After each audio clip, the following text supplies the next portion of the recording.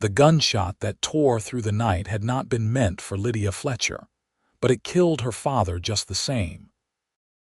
She watched him fall in the dusty street of Stockton, California, his blood pooling dark beneath the yellow glow of the saloon lanterns, and something inside her shattered like glass. The men who shot him rode off into the darkness, their laughter echoing between the buildings, and nobody moved to stop them. Nobody ever did. It was 1882, and justice was something you bought or took, never something freely given. 3 days later, Lydia buried her father in the hard California earth and sold everything they owned except her father's mare, a worn saddle, and the small leather pouch of coins he had saved. She was 20 years old, alone in a world that had no patience for grieving daughters, and she knew she could not stay. The men who killed her father drank at the Golden Bear Saloon every Friday night, and the sheriff did nothing because they worked for Clayton Marsh, who owned half the county. She left Stockton before dawn on the 4th day, riding east toward the Sierra foothills with no plan except to put distance between herself and the place where her father had died. The nightmare started that first night. In her dreams, she heard the gunshot over and over. She saw her father turn toward her, surprise on his weathered face, his mouth forming words he would never finish. Sometimes the dream changed, and she was the one falling, the dust rising around her, the laughter of cruel men the last sound she would ever hear. She woke gasping, her heart hammering against her ribs, sweat soaking through her thin cotton dress despite the cool mountain air. By the 5th night, she had reached a small valley where a creek ran clear and cold through stands of oak and pine. She had not seen another soul for 2 days, and exhaustion weighted her limbs like stones. She made a poor camp beneath a massive oak, too tired to do more than tie her horse and wrap herself in her single blanket. Sleep dragged her under like deep water. The nightmare came harder this time. The gunshot was thunder. Her father fell in slow motion, and she could not reach him no matter how she ran. Then the scene shifted, and she was running through darkness, something terrible pursuing her, its breath hot on her neck. She tried to scream, but no sound came. Hands grabbed her shoulders, and she felt herself falling into nothing. She woke to strong hands on her shoulders and a low voice saying her name, except it was not her name. It was just sounds meant to soothe. Her eyes flew open, and she gasped, striking out blindly. Her fist connected with something solid, and she heard a grunt of pain. "Easy now, easy," the voice said, and hands caught her wrists gently but firmly. "You are safe. You are having a nightmare. You are safe." Lydia's vision focused slowly. Dawn light filtered through the oak branches above, and crouched beside her blanket was a man she had never seen before. He was young, perhaps 25, with brown hair that needed cutting and gray eyes that watched her with concern. He wore a dusty shirt, worn denim pants, and a battered hat that had fallen to the ground beside him. A horse stood nearby, a big bay gelding with a white star, its reins trailing. "Who are you?" Her voice came out hoarse. She pulled her wrists free, and he let her go immediately, raising his hands to show he meant no harm. "Name is Logan Quinlan," he said. "I was riding through, saw your horse, and then I heard you crying out. Sounded like you were in trouble." Lydia sat up, her heart still racing. The dream clung to her like cobwebs. "I was asleep. I figured that out." Logan rubbed his jaw where she had hit him, but he did not seem angry. "You were having a nightmare, a bad one from the sound of it." Shame heated her cheeks. She pushed her tangled dark hair back from her face and looked away. "I am fine." Did not sound fine. He studied her for a moment, then seemed to make a decision. He stood and walked to his horse, giving her space. "You traveling alone? That is none of your concern." "Fair enough." He pulled a canteen from his saddle and walked back, holding it out. You should drink something. You were crying in your sleep. Probably thirsty. She was. Her throat felt raw, her mouth dry as cotton. She took the canteen, their fingers brushing briefly, and drank. The water was cold and sweet. She wiped her mouth and handed it back. "Thank you." Logan nodded and sat down on a fallen log several feet away, carefully maintaining distance. He was tall, she noticed, lean in the way of men who worked hard and ate irregular meals. His face was sunburned, his hands calloused. A cowboy, she guessed, or a ranch hand. The kind of man who knew horses and hard work and not much else. "You running from something?" he asked quietly. The question caught her off guard. She opened her mouth to deny it, then closed it again. What was the point in lying? Someone, several someones. He nodded as if this made perfect sense. "They following you?" "I do not think so. They do not know I left." "Good." He reached into his shirt pocket and pulled out a piece of jerky, breaking it in half. He held out one piece to her. "You should eat." "I have my own food." "I am sure you do." "But I am offering anyway." Something in his tone, patient and kind without being condescending, made her throat tighten. She took the jerky. They ate in silence while the morning brightened around them and birds began to sing in the oak branches. Her horse nickered softly, and Logan's bay answered. "Where are you headed?" Logan asked after a while. "I do not know. Away." "That is a direction, I suppose." He stood and brushed dust from his pants. "I am riding to a ranch about 20 miles north of here, up in the foothills. I have been working there for 3 years. The owner, man named Douglas Ritter, he is always looking for help. He has a wife who runs the house. They might have work if you are looking. I do not need charity. Did not offer charity. Offered information about work." Logan walked to his horse and gathered the reins. "But suit yourself. You seem like you have everything figured out." He swung into the saddle with easy grace, and for a moment Lydia thought he would just ride away. But he paused, looking down at her with those steady gray eyes. "The nightmares," he said. "How long have you been having them? Since my father died." 6 days ago. Something shifted in his expression. Understanding, maybe, or recognition. "I am sorry. You did not kill him. No, but I am still sorry." He adjusted his hat. "The nightmares will get better, not fast and not easy, but they will get better. You sound very certain." "I had them too, after my brother died. Took me months before I could sleep a full night." He gathered the reins. "If you change your mind about the ranch, follow the creek north. It will take you right to Ritter land. Big white house, red barn. You cannot miss it." He touched his hat brim in farewell and turned his horse north. Lydia watched him ride away, something unfamiliar stirring in her chest. He had not pressed her with questions. He had not demanded explanations or tried to take advantage of her vulnerability. He had simply offered water and food and information, then given her the choice. She looked at her meager camp, at the tired mare that had carried her this far. She thought about the long, empty days ahead with no destination and no plan. She thought about the nightmares that waited for her every time she closed her eyes. Then she began to pack her belongings. She caught up with Logan Quinlan 2 hours later, following the creek north as he had described. He was watering his horse at a wide spot in the stream when she rode up. He turned at the sound of hooves, and something that might have been relief crossed his face before he schooled it into neutrality. "Changed my mind," Lydia said without preamble. "About the ranch. I can see that." He waited while she dismounted and led her mare to the water. "It is a good place. Ritter treats his people fair. His wife Margaret, she is decent folk too. They have a daughter about your age, Sarah. Will they mind that you are bringing a stranger? I am not bringing you. I am riding north, and you happen to be riding north too. What you do when you get there is your business." But his eyes held a hint of warmth that made her think he was pleased she had come. They rode together through the morning, following the creek as it wound through increasingly rugged country.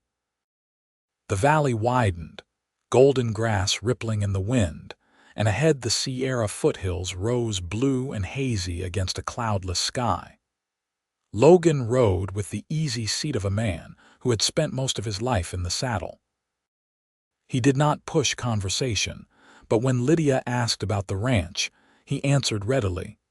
The Ritter place ran cattle and horses both, he explained. About 200 head of cattle and a small breeding operation for horses. Douglas Ritter had come out from Missouri 15 years ago and built the ranch from nothing. His wife Margaret had been a schoolteacher before she married him. Their daughter Sarah was 19 and helped her mother with the house and the accounts. They lost a son, Logan said quietly as they paused to rest the horses near midday. 4 years ago, fever took him. He was just 8 years old. Lydia looked at him. Is that when you started working there, year later? But yes. He met her gaze. Douglas understands what it is to lose someone. So does Margaret. They will not pry, but they will understand if you need space. Why are you helping me? The question came out more abrupt than she intended. You do not know me. Logan was quiet for a long moment, staring out at the hills. I was 22 when my brother died. Fell from a horse and hit his head. He was only 17. His voice was steady, but his hands tightened on the reins. For a while after, I did not handle it well, drank too much, got into fights, was generally making a mess of my life.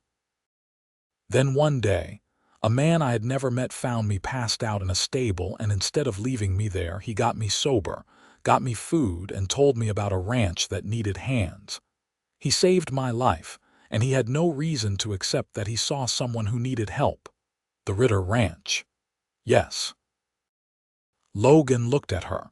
So I guess I figure if someone helped me when I needed it, maybe I can do the same for someone else.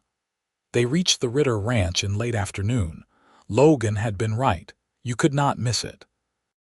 The house was indeed white, 2 stories with a wide porch, and the barn was the red of old brick. Corrals and outbuildings spread across several acres, and in the nearest pasture, horses grazed in the long grass. It looked solid and permanent, a place built to last. A woman came out onto the porch as they rode up, shading her eyes. She was perhaps 45, with dark hair going gray at the temples and a kind face marked by sun and sorrow. Behind her, a younger woman appeared, tall and fair-haired. Logan, the older woman called. We did not expect you back until tomorrow. Finish the delivery early, Mrs. Ritter.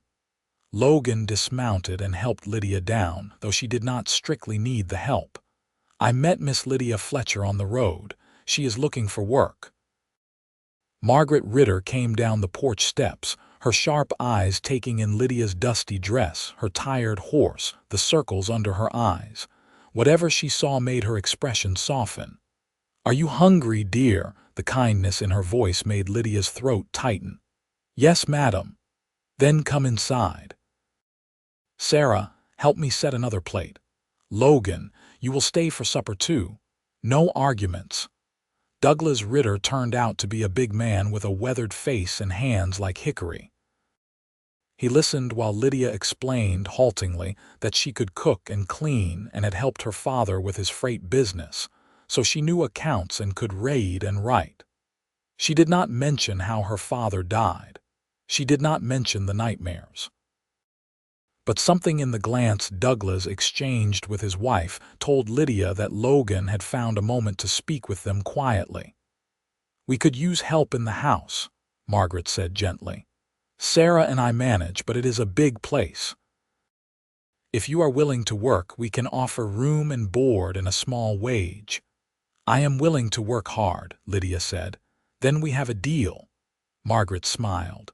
Sarah, show Miss Fletcher to the small room upstairs, the one that gets the morning sun. That night, after a supper of roast beef and potatoes that was the best meal Lydia had eaten in weeks, she climbed the stairs to the small room under the eaves. It had a real bed with clean sheets, a washstand, and a window that looked out over the pastures toward the dark line of the mountains. She washed her face and hands in cold water from the pitcher, changed into her nightgown and lay down in the bed.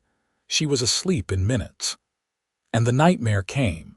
This time she was back in Stockton, watching her father die over and over, unable to move, unable to help. Then she was running through darkness, pursued by men with cruel faces and guns that fired bullets that screamed through the air. She fell and could not get up, and the darkness closed over her like water, drowning her. She woke with a cry caught in her throat, thrashing against the sheets. Strong hands caught her shoulders. "Lydia, Lydia, you are safe, you are safe." The voice cut through the panic. She gasped and opened her eyes to find Logan sitting on the edge of her bed, his face creased with concern in the dim light of the lamp he must have brought with him. He was fully dressed, and she realized with confusion that he had been there, sitting in the chair by the window. "What are you doing in my room?" Her voice shook. "I was worried you would have nightmares." He released her shoulders gently. "I thought maybe if someone was here you would feel safer. You cannot just sit in my room all night." "Why not? Door was open. I stayed in the chair. I kept watch." He said it so simply, as if it were the most natural thing in the world. "You were doing all right until about 20 minutes ago. Then you started making sounds like you were scared."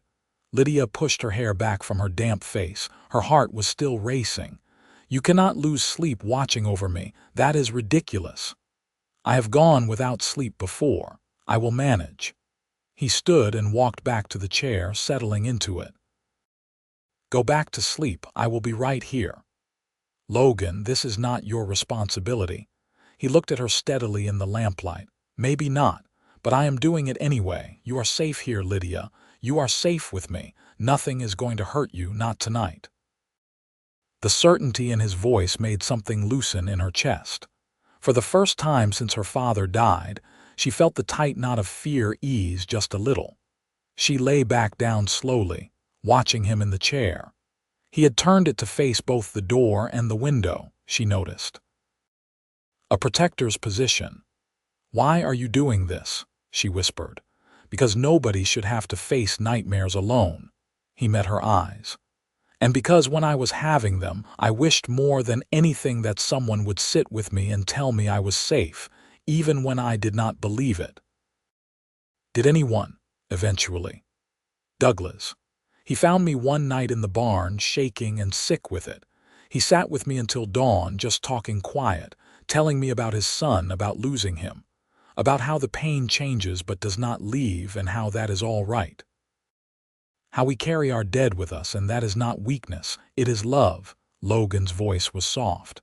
"So I figure I can do the same for you." Lydia felt tears prick her eyes. She blinked them back fiercely.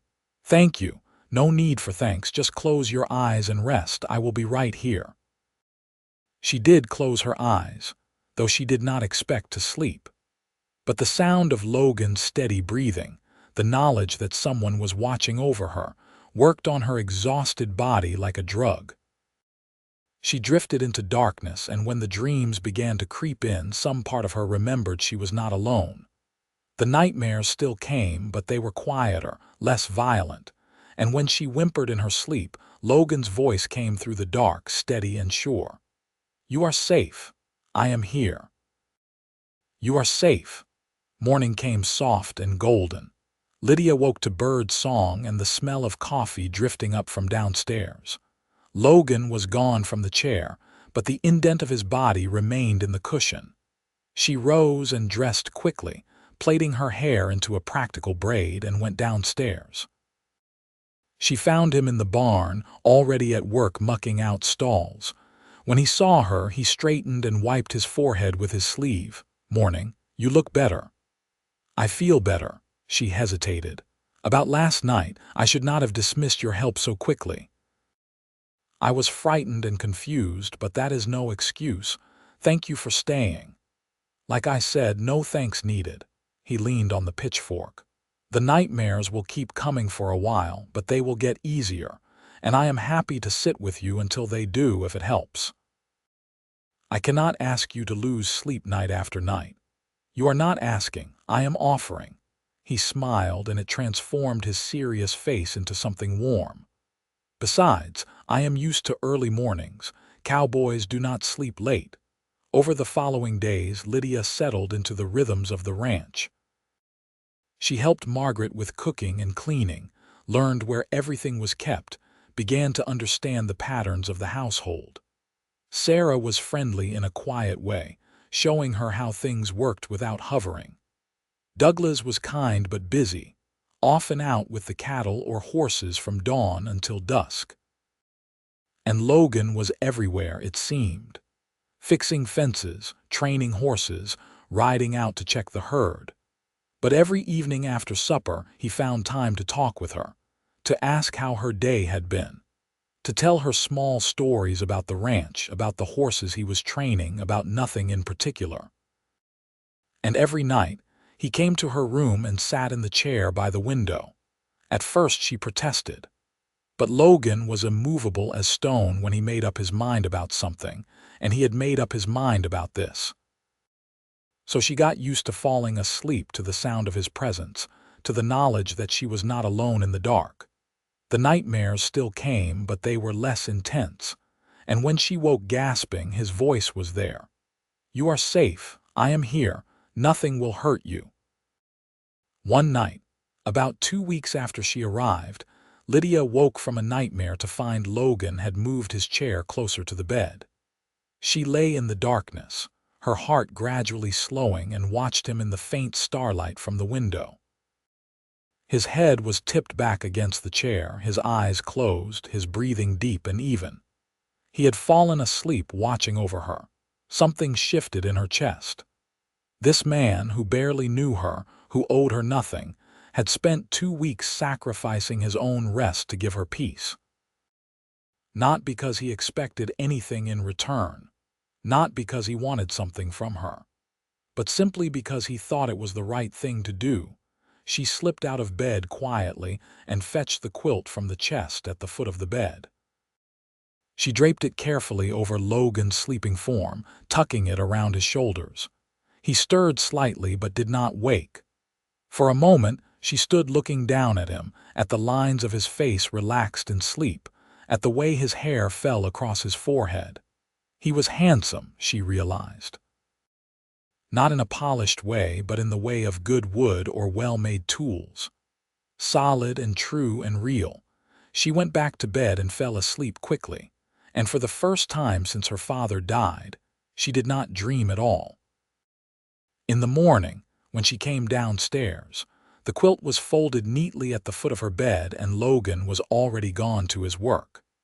But at breakfast, when their eyes met across the table, he gave her a small smile that made warmth bloom in her chest. The days began to blur into weeks.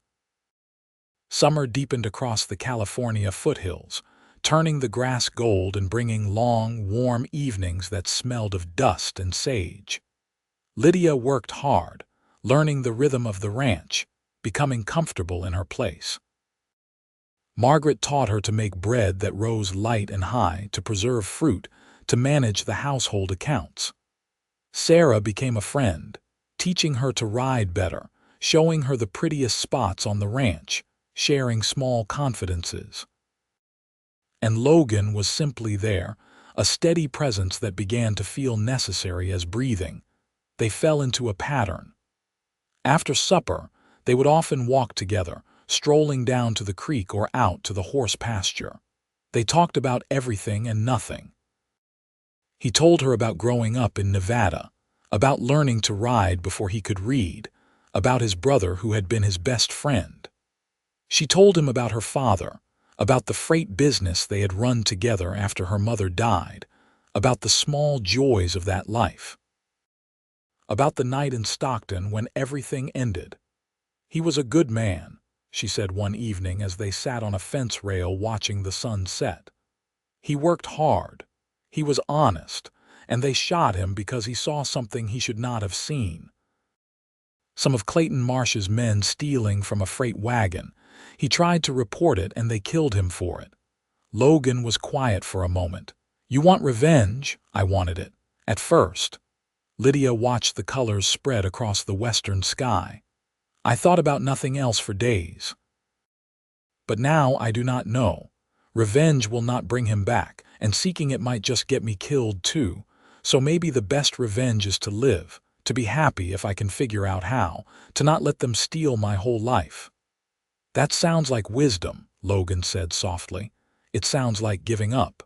No. He turned to look at her. It sounds like choosing life over death. That takes courage. Their eyes met and held. In the golden light, his face was open and honest, and Lydia felt her heart kick hard against her ribs. When had his presence become so important?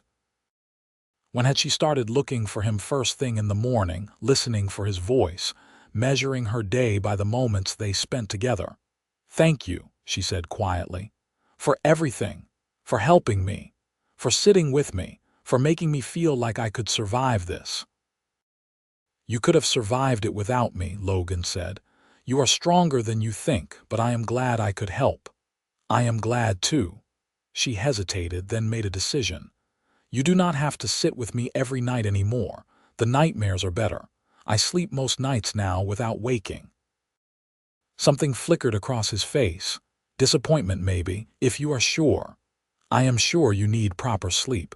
You work too hard to be sitting up all night in an uncomfortable chair. All right. He hopped down from the fence.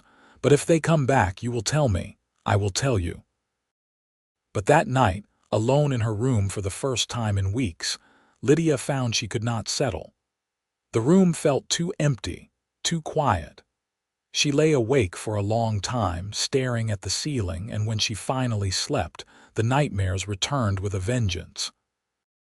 She woke with tears on her cheeks and a scream trapped in her throat, and the room was dark and empty and she was alone.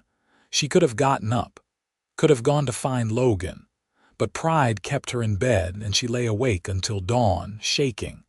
At breakfast, Logan took one look at her and frowned. He caught her arm gently as she passed him in the kitchen. You had them again. I am fine. You are not fine. You look like you did not sleep at all. His gray eyes searched her face. Why did you not come find me? Because you need rest. And you need sleep without nightmares. He released her arm but did not step back. Tonight, I am sitting with you again. Do not argue. Logan, you cannot spend every night in my room. People will talk. Let them talk. I do not care. He said it with such finality that she could not find words to argue. That evening, after the house had settled into sleep, Logan came to her room as he had for weeks before. He settled into the chair with a book and a small lamp, and Lydia lay in bed watching him. What are you reading? She asked. He held up the book so she could see the spine. Poetry. Whitman. You read poetry. Is that surprising? He looked faintly amused. Cowboys can read, you know. I know. I just did not picture you with poetry. My mother loved it. She used to read to us when we were boys. After she died, I kept her books. He opened to a marked page.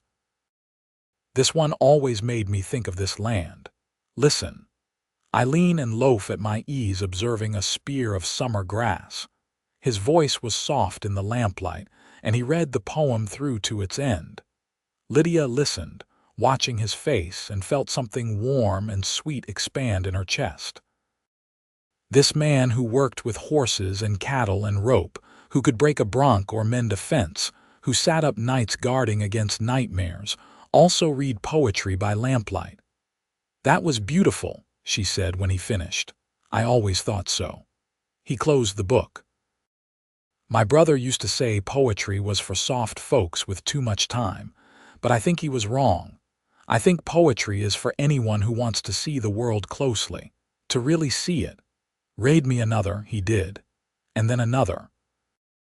His voice washed over her like water, and she felt herself relaxing, sinking into the comfort of his presence. When she finally drifted toward sleep, the last thing she heard was Logan's voice, steady and sure. reading about the open road and the journey and the courage to go forward. She did not have nightmares that night. Summer turned toward fall. The heat began to break, and cool mornings hinted at the winter to come. The ranch work shifted toward preparing for the colder months, and everyone was busy from dawn to dusk. Lydia had been at the Ritter place for nearly 3 months now, and it felt more like home than anywhere had since her father died. One afternoon, she was working in the garden with Sarah, pulling up the last of the summer vegetables, when Sarah sat back on her heels and gave her a speculative look. "So, are you and Logan courting, or are you going to keep dancing around each other forever?" Lydia nearly dropped the tomato she was holding. "We are not courting. Oh, please." Sarah brushed dirt from her hands. "Everyone sees how he looks at you, and how you look at him. It is making the rest of us feel downright voyeuristic." Heat flooded Lydia's cheeks. "He has been kind, that is all. He sits in your room every night, Lydia. That is somewhat more than kind. He is helping with the nightmares, and the walks after supper, and the way he always saves you the good biscuits at breakfast, and how he fixed that loose board on the porch the morning after you mentioned it, even though it has been loose for 6 months. Sarah grinned. "That man is besotted, and unless I am very much mistaken, you feel the same way." Lydia opened her mouth to deny it, then closed it again, because Sarah was right. Somewhere along the way, between the nightmares and the poetry and the quiet conversations in the evening light, she had fallen in love with Logan Quinlan. Completely and helplessly in love. "Oh no," she whispered. "Oh yes," Sarah laughed. "Welcome to the club of fools, so what are you going to do about it?" "I have no idea. You could try telling him how you feel." "I could not possibly." "Why not?" "Because what if he does not feel the same? What if he is just being kind and I ruin everything by assuming it is more?" Lydia set down the basket of tomatoes with shaking hands. "He saved me, Sarah. He gave me a place to heal. I cannot risk losing that by being foolish. And what if he does feel the same? What if you both spend years dancing around each other, too scared to speak, and miss out on something wonderful?" Sarah stood and dusted off her skirts. "Life is too short and too hard to waste time being afraid, Lydia. Trust me. We lost my brother, and it taught me that nothing is guaranteed. If you love Logan, tell him. The worst that can happen is he says he does not feel the same. The best that can happen is everything." That night, Lydia lay awake long after Logan had settled into his chair with his book of poetry. She watched him in the lamplight, this good man who had asked nothing of her but had given her everything, and tried to find the courage Sarah said she needed. "Logan," he looked up from his book. "Yes. Why do you really sit with me every night? The truth." He was quiet for a long moment. Then he closed the book and set it aside. "Because the thought of you being afraid and alone makes me feel like I cannot breathe. Because I want to be the one who keeps you safe. Because in the 3 months you have been here, you have become the most important person in my world, and I cannot imagine a night where I do not know you are sleeping peacefully." Lydia's breath caught. "Logan, I know I should not say these things." He stood and walked to the window, looking out at the dark. "You came here hurt and grieving. You needed help, not some cowboy developing feelings he has no right to. But you asked for truth, and that is the truth.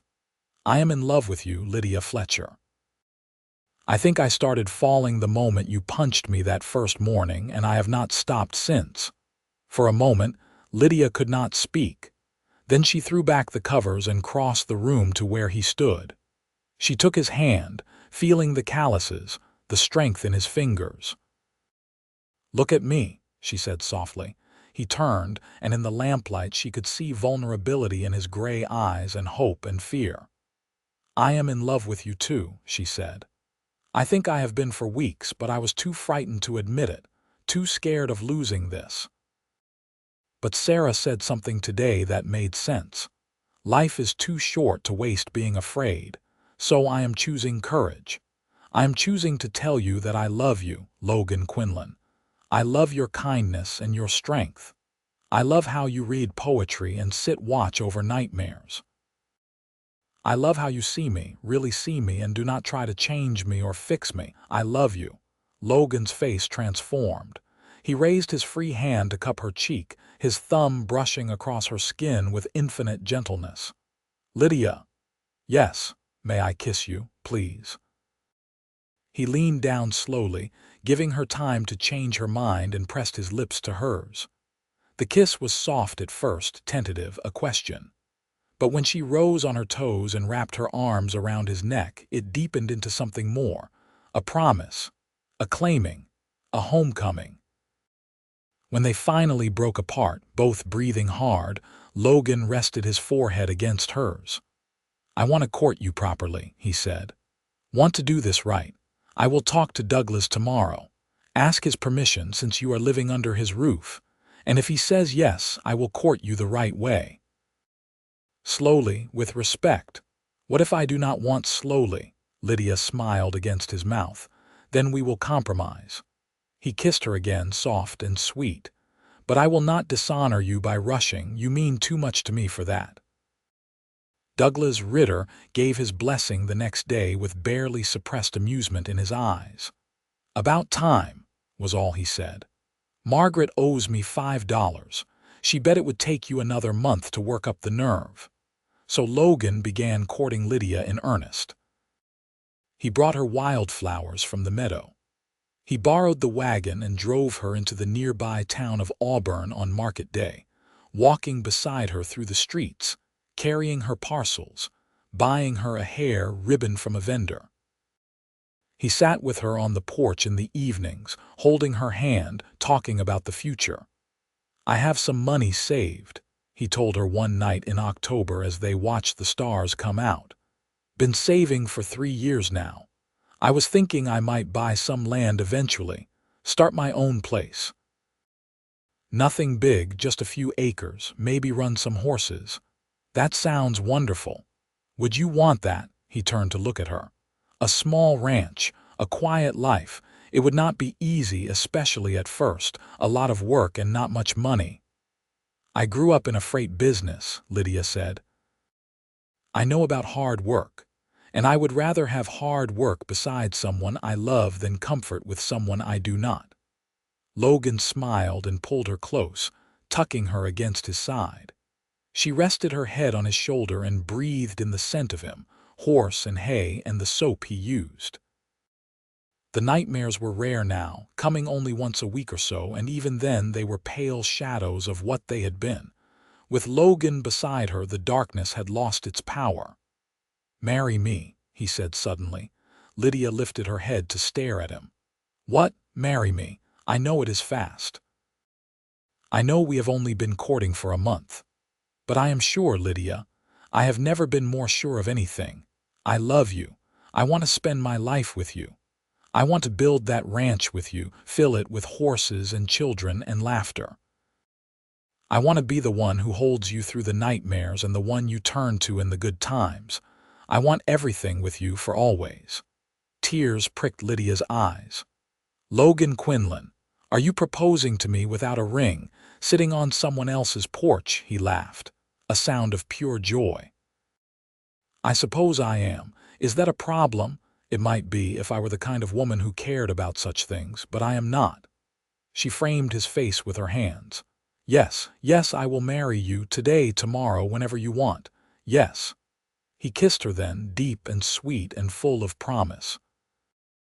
And when they finally broke apart, both laughing and crying, the porch light came on and Margaret Ritter stood in the doorway in her dressing gown, smiling. I take it congratulations are in order. We are getting married, Logan said, standing and pulling Lydia up beside him. Well, it is about time, Margaret said, echoing her husband's words from weeks before. Come inside. We will need to plan. They were married 6 weeks later in the small church in Auburn. It was a simple ceremony, but it was perfect. Lydia wore a dress that Margaret and Sarah had helped her make, cream-colored wool with lace at the collar. Logan wore his best clothes, his hair neatly trimmed, his face shining with happiness. Douglas Ritter gave Lydia away, and Margaret cried into her handkerchief, and Sarah stood as witness with her eyes dancing. When the preacher pronounced them husband and wife, Logan kissed Lydia like she was air and he had been drowning. The small congregation of ranch hands and townsfolk cheered. And Lydia felt something settle in her chest, a rightness that she had not felt since before her father died. She was home. She had found her place. They spent their wedding night in the hotel in Auburn, in a room with a real bed and clean sheets and a lock on the door. Logan was gentle and patient, making sure she felt safe, making sure she wanted each step before he took it. And when they finally came together, it was with love and tenderness and a fierce joy that left them both shaking. Afterward, lying in his arms with her head on his chest, Lydia felt the last of the darkness lift. The nightmares had no power here. Not with Logan's heart beating steady beneath her ear, his arms solid around her, his voice murmuring love into her hair. "You are safe," he whispered. "You are safe with me, always." "I know," she whispered back. "I know." They returned to the Ritter Ranch the next day, and for the next year they worked and saved every penny. Logan continued training horses, working long hours, and Lydia helped Margaret while also working on sewing and taking in mending from town to add to their savings. It was hard work, but they were working towards something, and that made all the difference. They found the land in the spring of 1884, 40 acres in the foothills north of the Ritter place. It had a creek running through it, good grass, and a stand of oak trees that would provide shelter for stock.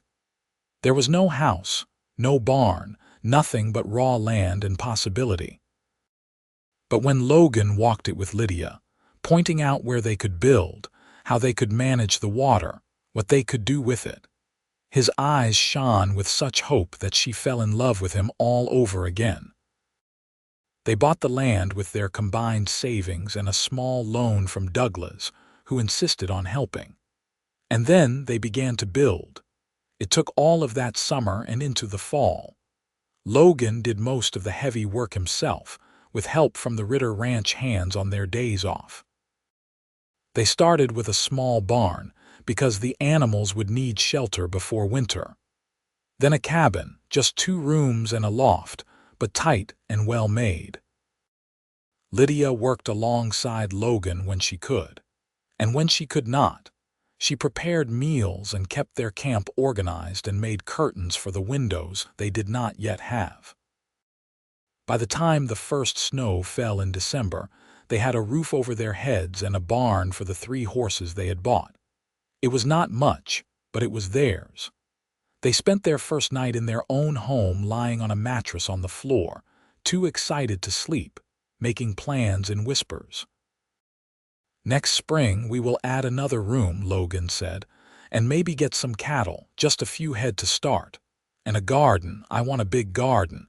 You can have anything you want." He pulled her closer. "I will build you the world if you want it. I do not need the world, I just need you." They built their ranch slowly, carefully, adding to it year by year. By the summer of 1885, they had expanded the cabin to 4 rooms and had a small herd of cattle and a growing reputation for good horses. Logan had a gift for training, and word spread. People came from as far as Sacramento to buy horses that Logan Quinlan had gentled and trained. In the fall of that year, Lydia realized she was pregnant. She told Logan one evening as they sat on the porch of their cabin, watching the sun set over their land. "I have news," she said, taking his hand. "Good news or bad news? Good news. At least I think it is good news. I hope it is good news." Logan turned to look at her, his gray eyes searching her face. "Lydia, I am going to have a baby. We are going to have a baby." For a moment he just stared at her. Then his face broke into the widest smile she had ever seen. He stood and pulled her up into his arms, spinning her around, laughing. "A baby. We are going to have a baby. You are happy." "Happy? I am the happiest man who ever lived." He set her down carefully, then immediately put his hand on her still flat stomach. "When? Spring, I think. April, maybe. A spring baby." He kissed her, soft and reverent. "Thank you. You do not have to thank me. We made this baby together, I know, but still, thank you." The pregnancy was hard at first. Lydia was sick most mornings, tired all the time. But as winter turned to spring, she began to bloom. Her body changed and rounded, and Logan was attentive to the point of being overbearing, constantly worried about her doing too much. "I am pregnant, not dying," she finally told him one afternoon when he tried to stop her from hanging laundry. "Women have been doing this since the beginning of time. I can hang clothes. I know, I just worry. I know you do, but you have to let me live my life." She stood on her toes and kissed his worried frown. "I will tell you if I need to rest. I promise." Their son was born on a warm April morning in 1886. Margaret Ritter came to help with the birth, and Sarah too. It was long and hard, and there were moments when Logan, pacing outside the cabin door, thought he might lose his mind from fear. But then he heard a baby's cry, thin and outraged, and Margaret opened the door with tears streaming down her face. "You have a son. A beautiful, healthy son. And Lydia is fine. She is asking for you." Logan went into the bedroom on shaking legs. Lydia lay propped against pillows, her hair damp with sweat, her face exhausted but radiant. And in her arms, wrapped in a blanket Margaret had made, was the smallest person Logan had ever seen. All red face and dark hair and tiny waving fists. "Come meet your son," Lydia said softly. Logan sat carefully on the edge of the bed and looked down at the baby. His son. His child. The baby opened unfocused eyes and seemed to look right at him, and Logan felt his heart crack wide open. "He is perfect," he whispered. "He is." Lydia shifted the bundle into Logan's arms. "Hold him." Logan took his son with terrified care, certain he would break something. But the baby settled against his chest, making small snuffling sounds, and something fundamental shifted in Logan's understanding of the world. This was what mattered. This tiny person and the woman who had given birth to him. This was everything. "What should we name him?" Lydia asked. Logan looked at her, then down at the baby. "I was thinking about my brother. His name was Thomas. If you do not mind, Thomas Quinlan." Lydia smiled. "I like it. Hello, Thomas. Welcome to the world." The years that followed were full of work and joy in equal measure. They expanded the ranch slowly, adding more cattle, more horses. Logan's reputation grew, and they began to prosper in a modest way. Thomas grew from a baby into a toddler, sturdy and fearless, with his father's gray eyes and his mother's dark hair. He learned to walk chasing chickens in the yard and said his first words sitting on his father's lap while Logan worked with a young horse in the corral. "Horse," Thomas said clearly, pointing at the animal. Logan laughed and hugged his son close. "That is right, buddy. Horse. You are going to be a rancher just like your old man." In the spring of 1889, their daughter was born. Another hard labor, another terrifying wait, another moment of pure transcendence when Margaret opened the door and said, "It is a girl." They named her Rose, and she was beautiful from the first moment. Dark curls, her father's eyes, her mother's stubborn chin. Thomas, now 3 years old, was fascinated by his baby sister and insisted on helping with everything. "Gentle," Lydia would remind him as he patted Rose's tiny hand with chubby fingers. "Very gentle. She is little." "I am gentle," Thomas would insist. "I am the best big brother," and he was. The nightmares, which had faded to occasional shadows over the years, stopped altogether after Rose was born. Lydia realized one morning that she could not remember the last time she had dreamed of her father's death. The memory was still there, still painful, but it no longer haunted her sleep. She had built a new life, full of love and work and purpose. The past could not reach her here. One evening when Rose was 6 months old, Lydia and Logan sat on their porch watching Thomas play with the ranch dogs in the yard. Rose slept in Lydia's arms, a warm weight against her chest. The sun was setting, painting the sky in shades of gold and rose, and the land stretched out before them, their land, the place they had built together. "You remember the first night we met?" Lydia asked quietly. "Every detail." Logan reached over and took her hand. "You punched me." "You deserved it. You startled me." "I was trying to help, I know, and you did help. You saved me, Logan, in every way a person can be saved." "We saved each other," he said. "I was lost before I met you, just going through the motions. You gave me purpose. Gave me a reason to be more than I was. You were always more than you thought you were, maybe, but you helped me see it." He lifted her hand to his lips and kissed it. "I am grateful every single day that you followed me to the Ritter place, that you trusted me enough to let me help, that you loved me enough to take a chance. It was not much of a chance. You made it easy to love you." Thomas ran up onto the porch then, breathless and laughing, the dogs tumbling after him. "Papa, can we go see the horses? It is almost bedtime, buddy. Please, just for a little bit." Logan looked at Lydia, who smiled and nodded. "Go on. I will put Rose to bed." Logan stood and swung Thomas up onto his shoulders. "All right, let us go see the horses, but only for a few minutes."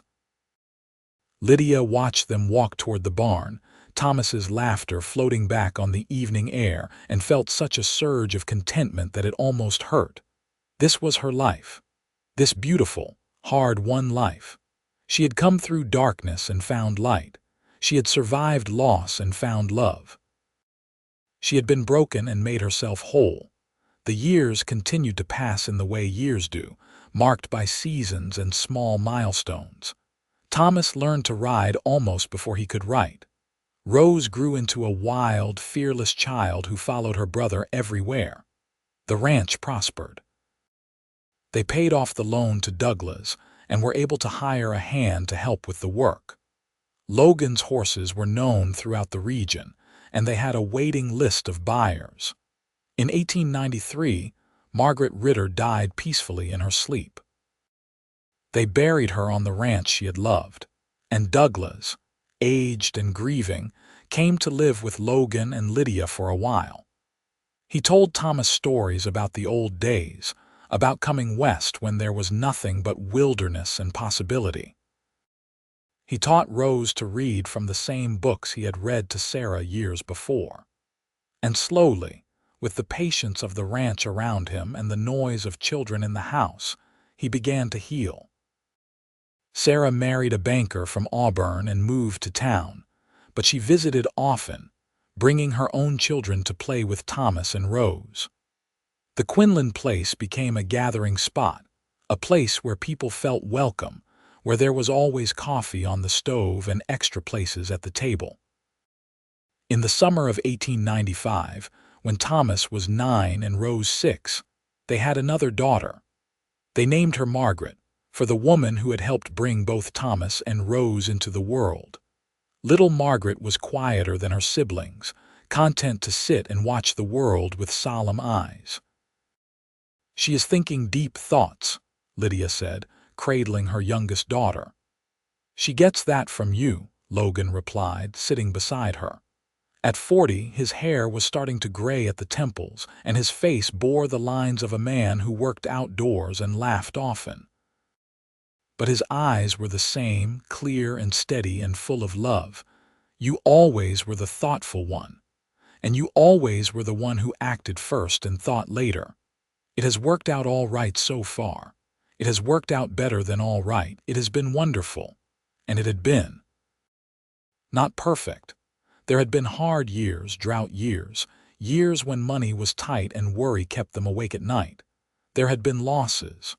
Horses that did not survive, cattle taken by predators or disease, crops that failed. But through it all they had each other, and that had been enough. On their 15th wedding anniversary in 1899, Logan took Lydia into Auburn and surprised her with a gift. It was a photograph, taken by the traveling photographer who had set up shop in town. In it, Logan and Lydia stood together, his arm around her waist, both of them looking at the camera with slight smiles. Behind them, you could just see the mountains they both loved. "So we remember," Logan said as they looked at the finished photograph in its simple frame. "So we never forget this moment, this time when we were happy."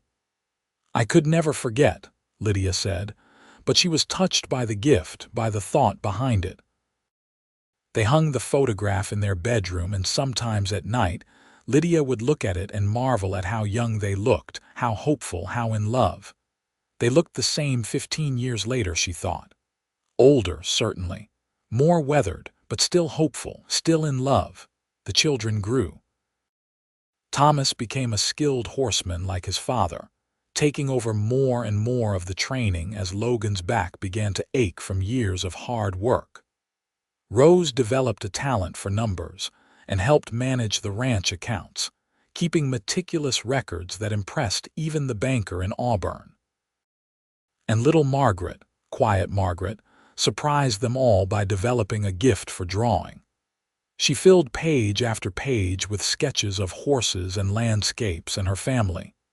In 1903, when Thomas was 17, he met a girl at a dance in Auburn.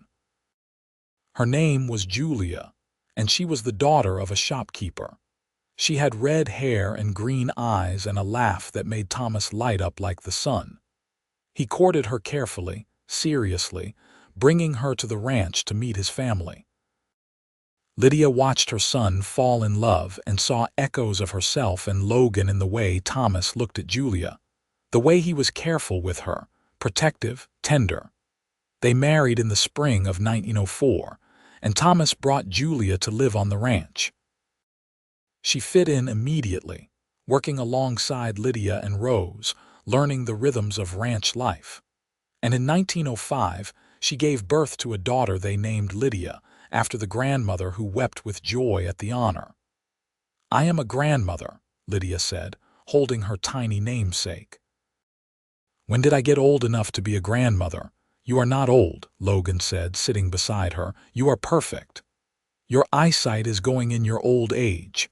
My eyesight is fine, and I am not that old. 52 is not old.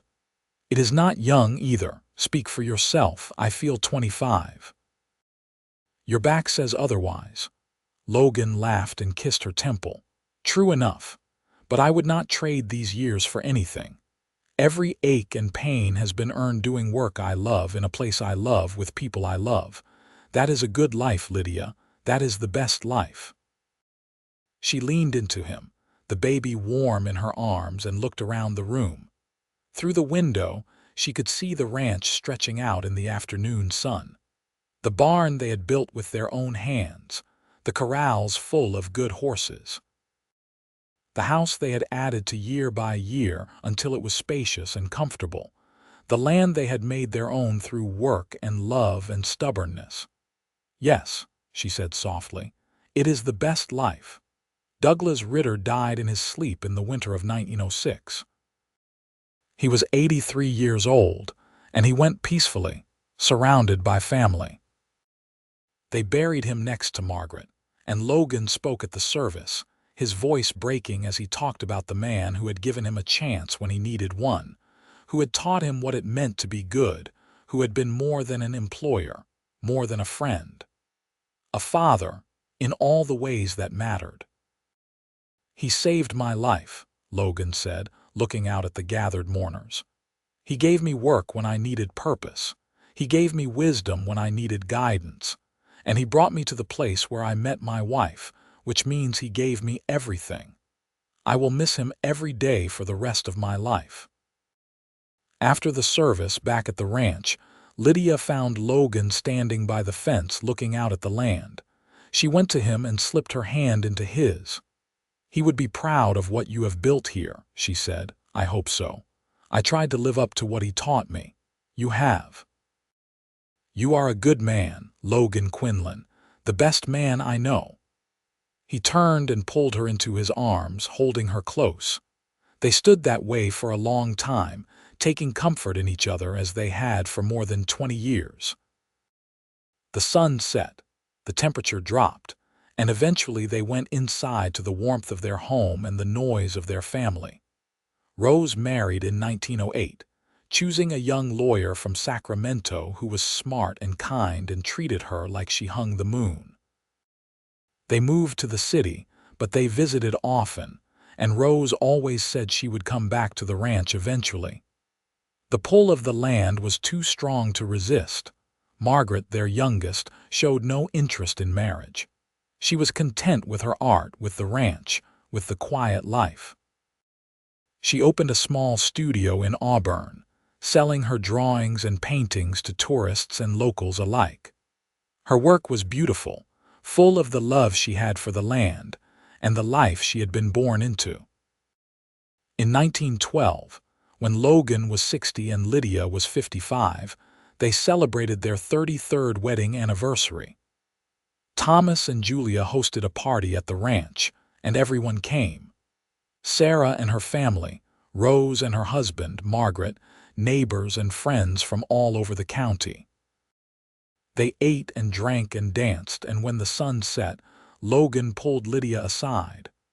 "Come with me," he said. "I want to show you something."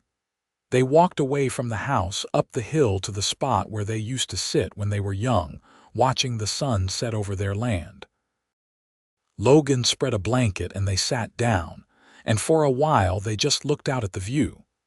The ranch below, the lights in the windows, the sound of music and laughter floating up on the evening air. "You remember what I said to you on our wedding day?" Logan asked. "You said a lot of things on our wedding day. I said I wanted to build a life with you, wanted to fill it with horses and children and laughter, wanted everything with you for always." He took her hand. "I got it, Lydia. Everything I wanted, everything I dreamed of, you gave me that. We gave it to each other.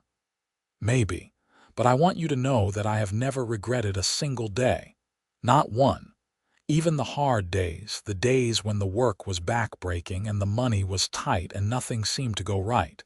Even those days were good because you were beside me." Tears stung Lydia's eyes. "I feel the same way. You know that, right? You saved me when I thought I was beyond saving. You held me through the nightmares and told me I was safe.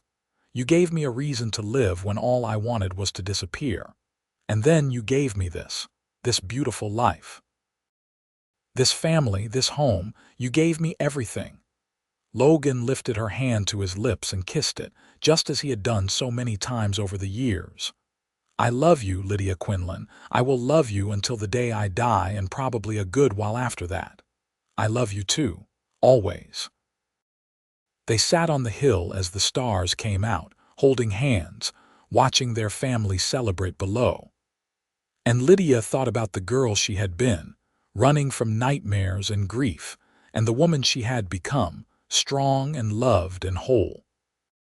She thought about the cowboy who had sat watch over her in the dark, who had promised she was safe with him, and had spent 33 years proving it true. The years continued to pass, as they always do. Grandchildren grew into young adults. Thomas took over more of the ranch as Logan slowed down.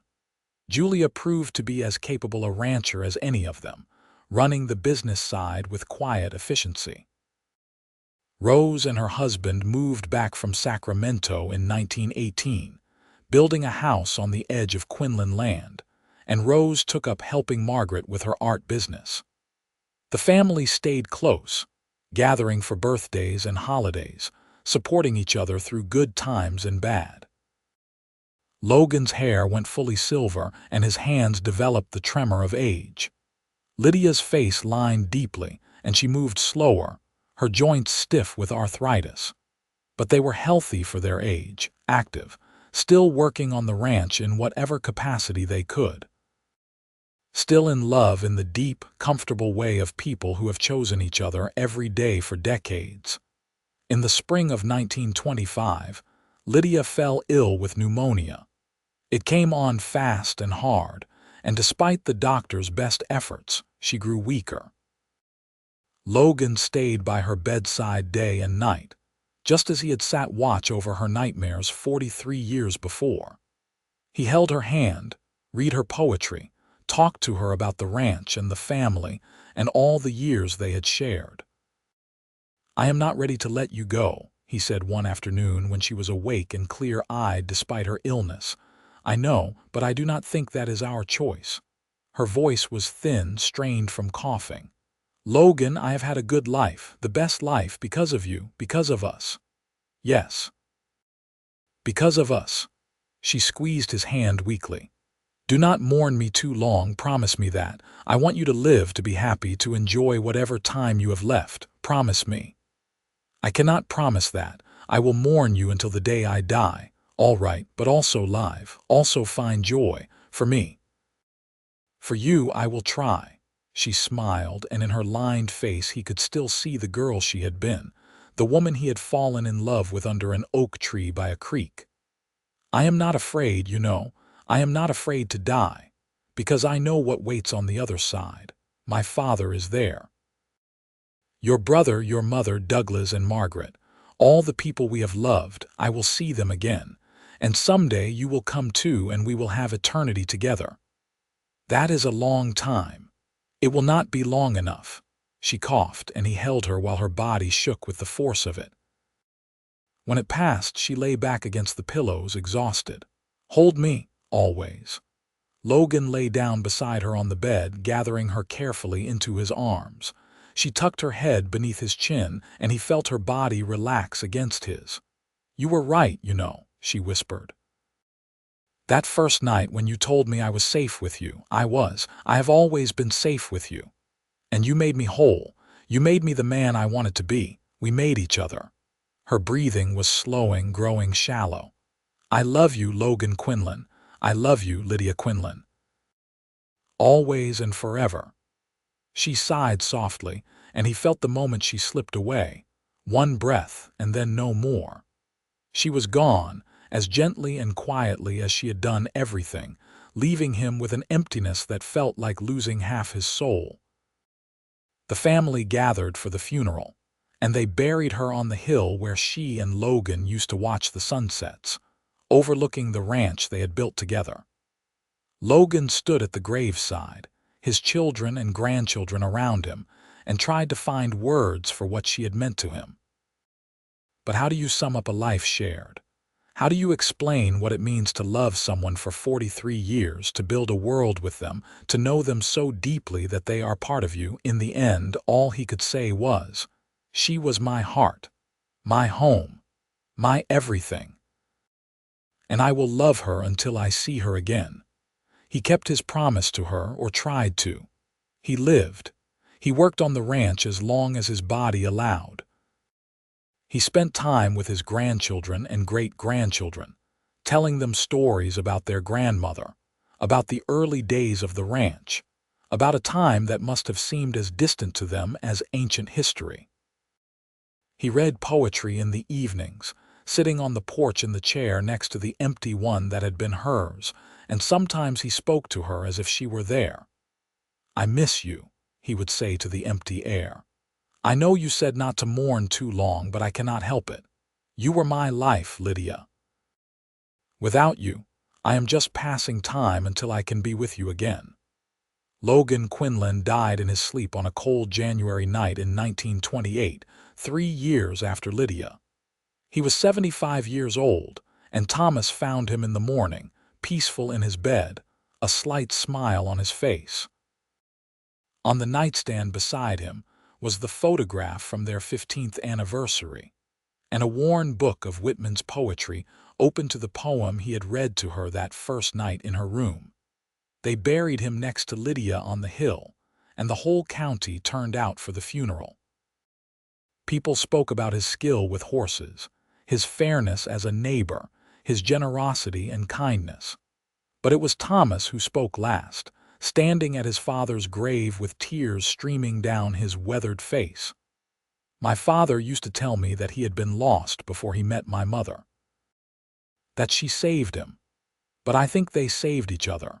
I think they were two people who had been broken by loss, who found each other in the darkness and chose to build something beautiful. This ranch, our family, everything we have, exists because they loved each other. Because a cowboy heard a woman crying out from nightmares and chose to sit watch over her, to tell her she was safe, to give her a reason to believe in goodness again.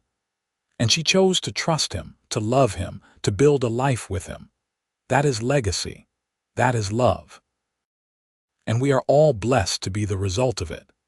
The Quinlan Ranch continued for generations, passed down through Thomas and then his children and their children. The land prospered, the family grew, and always the story was told of how it began.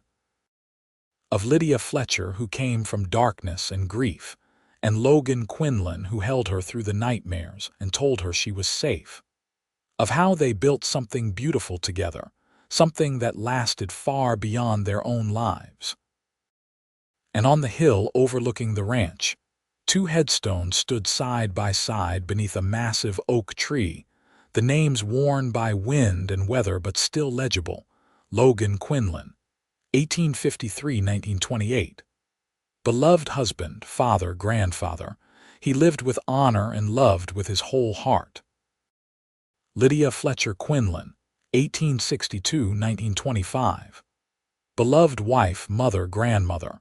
She survived the darkness and chose the light, and beneath both names, added by their children, a simple inscription that said everything that needed to be said: safe together.